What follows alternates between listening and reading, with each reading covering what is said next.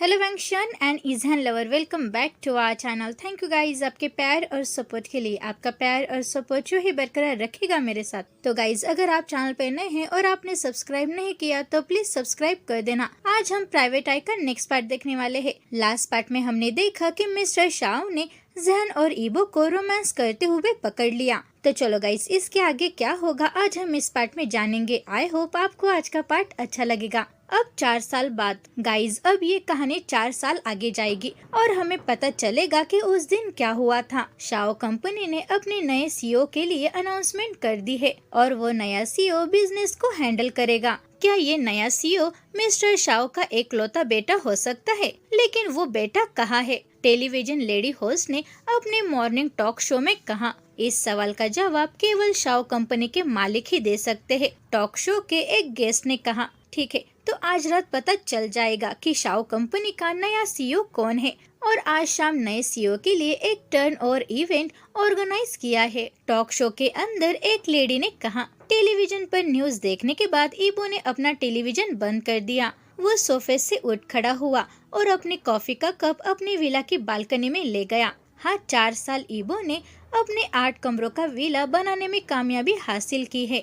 ये विला एक शांत जगह पर और पहाड़ी के ऊपर है। जहन, तुम्हें जाकर इतने साल हो गए हैं, लेकिन मैं फिर भी पैशनेटली आपके वापस आने का इंतजार कर रहा हूँ। आकाश की ओर देखते हुए ईबो ने कहा। फिर उसने एक आह भरी। तभी अचानक उसका फोन बजने लगा। वो वापस अपने कमरे में चला गया और कॉफी टेबल से अपना फोन ले लिया। ये कॉल उसके भाई का था। भाई, क्या हुआ? ईबो ने पूछा। ईबो, क्या आप आज रात पार्टी में आने वाले हैं? हाईकुआन ने पूछा। हाँ भाई, मैं भी आने वाला हूँ। और क्या आप भी वहाँ आएंगे? ईबो ने पूछा। हाँ, मैं चेंग के साथ पार्टी में आ रहा हूँ, इसीलिए मैं वहाँ प्रेजेंट रहूंगा। हाईकुआन ने कहा। भाई, क्या पैंथर के बारे में कोई खबर है? ईबो ने पूछा।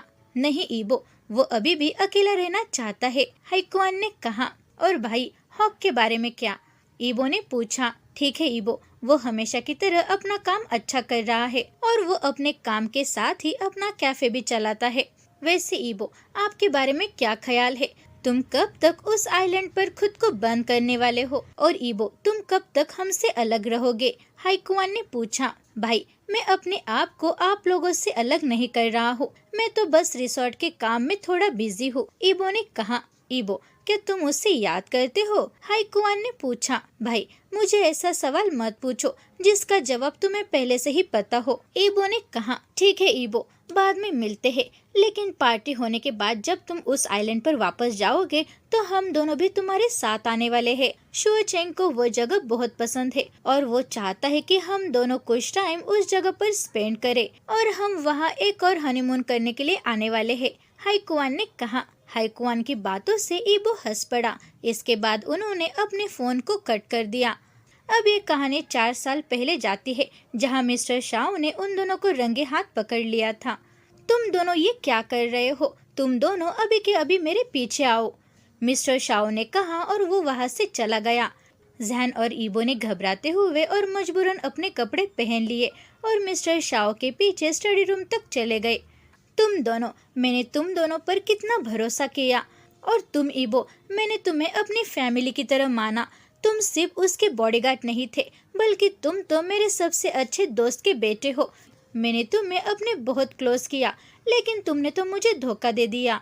शाओ शू इंग ने ईबो पर गुस्सा निकालते हुए कहा। वो अब अपनी सासों का पीछा कर रहा है। मिस्टर शाओ उन दोनों को फिजिकली रूप से, स्पेशली जहन को चोट पहुंचाने की इच्छा को दबाने की कोशिश करता है। अपने पूरे जीवन में उसने कभी भी अपने बेटे को चोट नहीं पहुंचाई। और तुम मेरे बेशरम लड़के, मैंने तुम्हें वो सब कुछ दिया जो तुम चाहते थे, लेकिन तुमने मेरे साथ ऐसा क्यों किया? मैं तो तुम्हारा फ्यूचर अच्छा करने में बिजी था, लेकिन तुम यहाँ क्या कर रहे थे? मिस्टर शाओ ने गुस्से से कहा। पापा, मैं उससे बहुत प्यार करता हूँ और हम दोनों एक दूसरे से बहुत प्यार करते हैं, जहन ने कहा।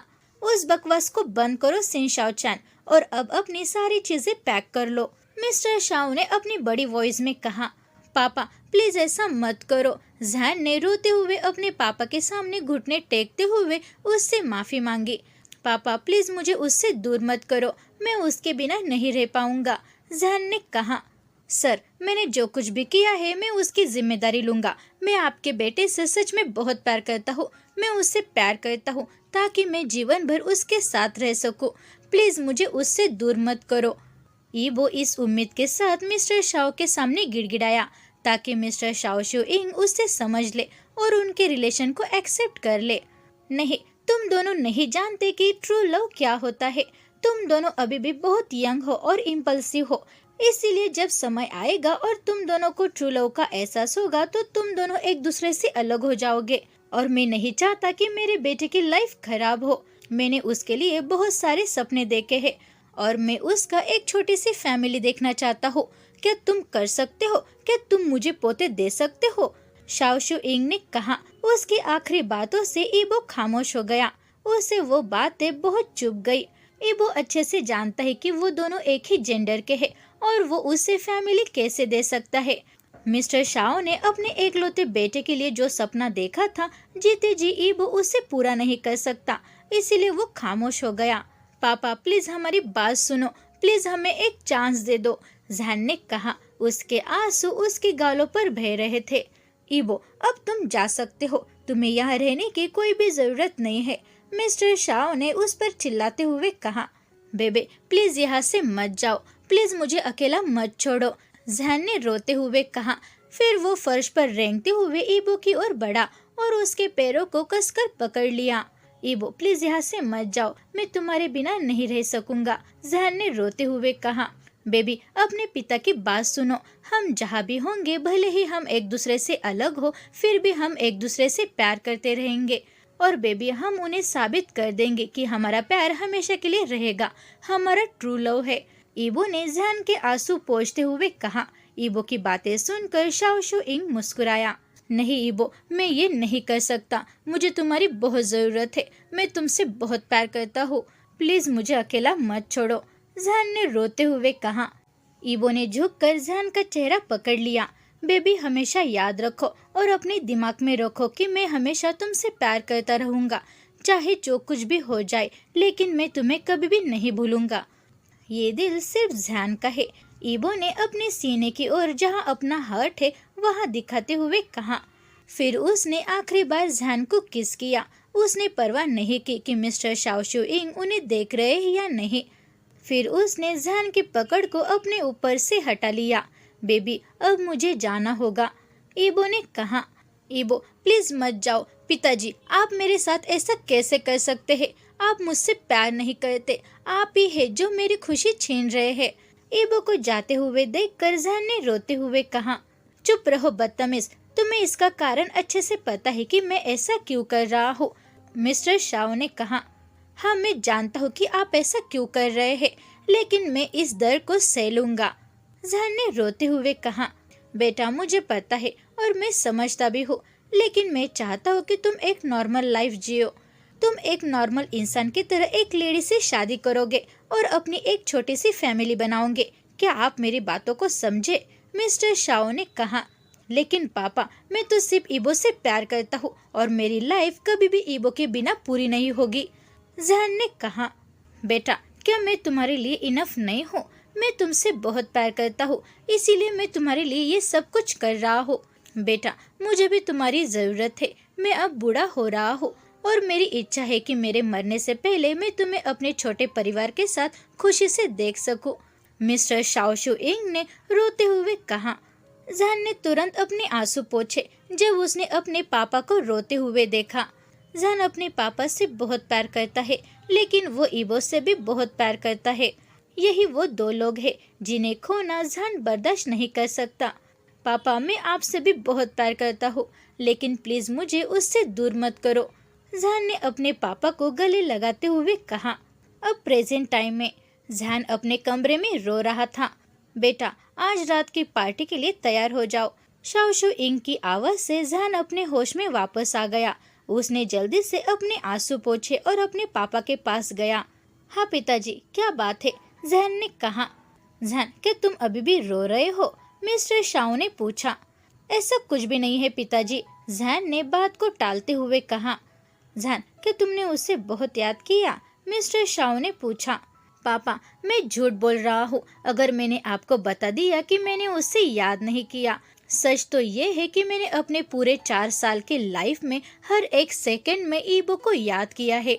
जहन ने कहा, आई एम सॉरी बेटा, उस समय मैं बहुत निराश हुआ था जब मैंने तुम्हें वैसा करते हुए देखा। यह मेरे लिए बस एक सपनों की तरह चला गया है, लेकिन जब मैंने कोई डिसीजन लिया तो मैं उसे पूरा करता हूँ और तुम भी जानते हो कि मैं अपने डिसीजन को वापस नहीं लेता। मिस्टर शाओशु इंग ने कहा, मुझे पता है पापा और मैं इसे समझता भी हूँ, लेकिन अब मुझे समझ नहीं आ रहा है कि मैं उसे अब ये सारी बातें कैसे समझाऊं। जहन ने कहा, बेटा वो तुम्हें समझेगा, वो तुमसे प्यार करता है और मुझे लगता है कि वो अभी भी तुम्हारा इंतजार कर रहा है। जहन, के तुम्हें पता है वो अभी भी सिंगल है। शाओशु इंग ने जहन को छेड़ते हुए कहा। अपने पापा की बातों को सुनकर जहन का चेहरा टमाटर की तरह लाल हो गया। बेटा अब शर्माना बंद करो, तुम इतने छोटे भी नहीं हो जितना तुम उससे प्यार करते हो। अब तुम्हारे ऊपर बहुत सारी जिम्मेदारियां भी है, मिस्टर शाओशु इंग ने कहा। लेकिन पापा मैं अभी भी उससे पहले की तरह प्यार में हूँ, जहन ने मुस्कुराते हुए कहा। वो जानता है कि उसका प्यार कभी भी नहीं बदलेगा। उनका प्यार हर दिन बढ़ता जाता है, खासकर जब वो हर दिन अपने प्यार के फल को देखता रहता है। ठीक है, मैं जानता हूँ कि तुम अभी भी उसके प्यार में पागल हो। तुम पागलों की तरह उसकी तस्वीर के साथ एक कागज के टुकड़ों को भी काट कर एक डिब्बे में रख दोगे। तुम एक जुनूनी फैन बॉय की तरह हो जो अपने पसंदीदा एक्टर की सारी चीजों को इकट्ठा करे और उन चीजों को प्रेशियस खजाने की तरह संजोए रखे। शाओशु इंग ने हंसते हुए कहा। उसकी बातों से जहान भी हंसने लगा। लेकिन पिताजी, आप इसके बारे में कैसे जानते हैं? क्या आप मेरे कमरे में घुसपैठ कर रहे हैं? जहान ने पूछा। नहीं, मैंने ऐसा कुछ भी नहीं किया। मैंने तो बस तुम्हें एक दिन ऐसा करते हुए देखा था, शाओशु इंग ने अपनी निगाहें हटाते हुए जवाब दिया। एक दिन मिस्टर शाओ जहान के कमरे में गया था, तब उसने जहान को एक बॉक्स को देखकर रोते हुए देखा था। तभी मिस्टर शाओ ने देखा था कि उस बॉक्स में ईबो को याद दिलाने वाली हर एक चीज वहाँ मौजूद है। उस बॉक्स में सूखे हुए फ्लावर थे, शरारत के साथ खींचे हुए फोटोज थे और सबसे इम्पोर्टेंट बात, उस बॉक्स में कुछ अंडरवियर भी थे। शाओशु इंग ने इसे याद करते हुए मुस्कुराया। उसका बेटा अपने बॉयफ्रेंड के अंडरवियर रखने में बहुत बड़ा नॉटी है। यही बात सोचते हुए मिस्टर शाओशु इंग के चेहरे पर स्माइल आ गई। पापा आप क्यों मुस्कुरा रहे हो? जहान ने पूछा। कुछ नहीं बेटा, मुझे तो बस एक अजीब सी याद आ गई, मिस्टर शाओ ने कहा। ठीक है बेटा, वो सब जाने दो, तुम तो बस आज रात के लिए तैयार हो जाओ, मिस्टर शाओ ने कहा। ठीक है डैडी, मैं तैयार हो जाऊंगा, जहान ने कहा। अब नोवाटेल ग्रैंड बॉलरूम में शाम के 7 बजे सभी गेस्ट, बिजनेसमैन और शेयर होल्डर्स पार्टी के लिए बॉलरूम में आ रहे थे। बॉलरूम के एक कोने में एक साइलेंट म्यूजिक प्ले हो रहा था। मीडिया और प्रेस के कुछ लोगों को भी उस पार्टी में इनवाइट किया था, क्योंकि प्रेस के लोगों को इस पार्टी के लाइव कवर करने की परमिशन दी गई थी। मैं सोच रहा हूँ कि अगला सीईओ कौन होगा, शाओ कंपनी के शेयर होल्डर में से एक ने कहा, और वो अदर बिजनेसमैन से बात कर रहा है। चलो इसके बारे में बाद में बात करेंगे। मुझे यकीन है कि सीईओ उसका एकलौता बेटा होगा और मुझे शक है कि मिस्टर शाओ अपने बेटे के अलावा किसी और पर अपनी कंपनी देने के लिए भरोसा नहीं करेंगे। उस ग्रुप में से एक शेयर होल्डर ने कहा। हाँ तुम सच कह रहे हो, लेकिन कोई नहीं जानता कि उसका बेटा कहाँ है। कुछ साल पहले उस घटना के बाद वो चला गया और अब कोई नहीं जानता कि वो कैसा दिखता है और कहाँ पर है। उसी ग्रुप में से एक बिजनेसमैन ने कहा। ठीक है, हो सकता है कि मिस्टर शाओ चाहते हो कि उसका बेटा किसी भी खतरे में ना पड़े, क्योंकि उसका बेटा जब छोटा था तब उसका किडनैप हो गया था और शायद इसीलिए मिस्टर शाओ अपने बेटे को छिपा रहे हैं। उसी ग्रुप में से एक शेयर होल्डर ने कहा। हाँ ये रीजन हो सकता है। वैसे वैंग ब्रदर भी यहाँ आ चुके हैं। उनमें से एक ने बॉलरूम के एंट्रेंस गेट की ओर देखते हुए कहा, जहाँ से वैंग ब्रदर और शुचिंग आ रहे थे। क्या आप में से किसी ने इजन लव आइलैंड के बारे में सुना है? ब्लैक गाउन वाली लेडीज ने अपनी मंडली के कुछ अदर लेडीज से कहा। हाँ मैंने ये अफवाह सुनी है कि ये आइलैंड तो वैंग ब्रदर्स ने खरीदा है, लेकिन कोई भी इसे साबित नहीं कर सकता। उसी ग्रुप में से दूसरी लेडी ने कहा। मैं पिछले वीक वहाँ गई थी और वो जगह सच में बहुत अमेजिंग है। लेकिन मुझे ये कहते हुए बहुत दुख हो रहा है कि झरने और कोल्ड स्प्रिंग की जगह को प्राइवेट में रखा है और किसी को भी वहाँ जाने की परमिशन नहीं है क्योंकि उस जगह पर बहुत भारी पहरा है। मैंने तो बस उस जगह की तस्वीर देखी थी, वो भी उस रिजॉर्ट में। दूसरी लेडी ने कहा, क्या आपको इसके पीछे का रीजन पता है और क्यों उन्होंने उस जगह को प्राइवेट किया है और क्यों वो किसी को भी वहाँ जाने नहीं देते? ग्रुप में से तीसरी लेडी ने कहा, ठीक है, मैंने एक अफवाह सुनी थी कि झरने और कोल्ड स्प्रिंग की जगह पर जहाँ रिसोर्ट के मालिक का लव अफेयर शुरू हो गया था और इसीलिए वो मालिक उस जगह पर किसी को भी जाने नहीं देता। पहली वाली लेडी ने कहा, रुको, मुझे याद है, इजहैंड रिसोर्ट एक हार्ट शेप वाली आइलैंड पर है ना? और ये आइलैंड चीन और जापान के बॉर्डर पर है। दूसरी लेडी ने कहा, 4 साल पहले एक एक्सीडेंट हो गया था। ये सब न्यूज़, चाहे टेलीविजन हो या रेडियो, सब जगह पर ये न्यूज़ स्प्रेड हुई थी। लेकिन कुछ लोग कहते हैं कि उस एक्सीडेंट में मिस्टर शाओ का एकलौता बेटा और उसका बॉडीगार्ड भी शामिल था। लेकिन कुछ टाइम के बाद लोगों ने कहा कि ये न्यूज़ गलत है। मिस्टर शाओ का एकलौता बेटा और उसके बॉडीगार्ड का इस एक्सीडेंट में कोई भी हाथ नहीं था। और क्या आपको पता है कि मिस्टर शाओ के एकलौते बेटे का बॉडीगार्ड कौन था? उसका बॉडीगार्ड वैंग ब्रदर में से एक था। उस लेडी ने कहा, क्या वैंग ब्रदर्स वैंग कंपनी से रिलेटेड नहीं है? दूसरी लेडी ने पूछा, नहीं, वो कंपनी से रिलेटेड नहीं है, ये बस लोग जानते हैं। लेकिन ईबो और हाइकुआन वैंग कंपनी से रिलेटेड है क्योंकि वो कंपनी उसके पिताजी की है। फर्स्ट लेडी ने कहा। तभी अचानक स्टेज पर एमसी आ गया और उसने अनाउंसमेंट कर दी कि शाओ कंपनी का नया सीईओ अब एंटर करने वाला है। दूसरी ओर ईबो चुपचाप अपना शराब का ग्लास पकड़े खड़ा है और उसने एमसी क्या कह रहा है इस पर ध्यान नहीं दिया। उसकी नज़र तो बॉलरूम में इस उम्मीद में घूम रही है कि जिस पर्सन के लिए वो 4 साल तरस रहा है वो उससे मिल जाए। ईबो, क्या तुम हमारे साथ हो? हाइकुआन ने उससे होश में लाने के लिए ईबो को धक्का दिया। हाँ भाई, मैं आपके साथ हूँ, ईबो ने कहा। ईबो, उसके लिए इंतजार करना, वो जल्दी से तुम्हारे पास आएगा, शुओ चेंग ने कहा। जैसे ही शुओ चेंग ने शुआनलू से बात करके वापस आया तो उसने 2 भाइयों के बीच की बातचीत को सुनते हुए कहा। फिर ईबो ने शुओ चेंग को घूर कर देखा। उसके बाद शुओ चेंग ने बोलने की हिम्मत नहीं की। क्या आप सभी शाओ कंपनी के नए सीईओ का वेलकम करने के लिए तैयार है? बॉलरूम में एमसी की आवाज गूंजी। ईबो ने अपनी पीठ सीधी की क्योंकि उसका दिल तेजी से धड़क रहा था। उसने जल्दी से अपने ग्लास में से एक घूंट शराब पी ली। ईबो, क्या तुम ठीक हो? हाइकुआन ने ईबो की बेचैनी पर ध्यान देते हुए पूछा। वो अच्छे से जानता है कि उसका भाई अब घबराया हुआ है क्योंकि सभी को उम्मीद है कि नया सीईओ ज़्यान ही हो सकता है। 4 साल से उन्हें कुछ भी खबर नहीं थी कि ज़्यान कहाँ पर है क्योंकि शाओ शुइंग ज़्यान के बारे में बहुत अलर्ट था। हाँ, हम नए सीईओ से मिलने के लिए बहुत एक्साइटेड है। बॉलरूम में हर कोई अपना वाइन ग्लास उठाकर जवाब देता है। ठीक है दोस्तों, तो सब लोग तैयार हो जाओ, अपनी सांसों को रोको और अपने पीछे की सीढ़ियों को देखो जहां नया सीईओ प्रेजेंट सीईओ शाओ शुइंग के साथ नीचे आ रहे हैं, एमसी ने कहा। अब हर कोई उन सीढ़ियों को देखने के लिए मुड़ गया जहां कालीन बिछाई थी।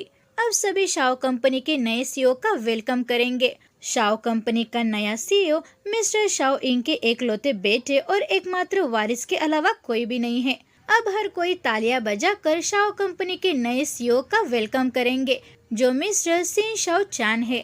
बॉलरूम जोरदार तालियों से भर गया जबकि सबकी निगाहें उस पल पर टिकी हुई थी जब वो दोनों नीचे आएंगे। ज़्यान को सीढ़ियों से नीचे आते और उसके बाद शाओ शुइंग को नीचे आते देखकर सब लोग हाँफने लगे। जैसे वो सीढ़ियों से ग्राउंड फ्लोर पर पहुंचे तो उन दोनों के चेहरे पर स्माइल छा गई। फिर उन दोनों को स्टेज पर देखकर बॉलरूम तालियों की गड़गड़ाहट से भर गया। सभी बिजनेसमैन, शेयर होल्डर और गेस्ट ने ज़्यान को कॉन्ग्रेचुलेशन किया। ईबो अपनी जगह पर जम गया। हालांकि वो जानता था कि अगला सीईओ ज़्यान ही होगा, लेकिन 4 साल के बाद उसे देखकर उसे बहुत बड़ा झटका लगा। ईबो के मुंह से एक वर्ड भी नहीं निकल रहा था।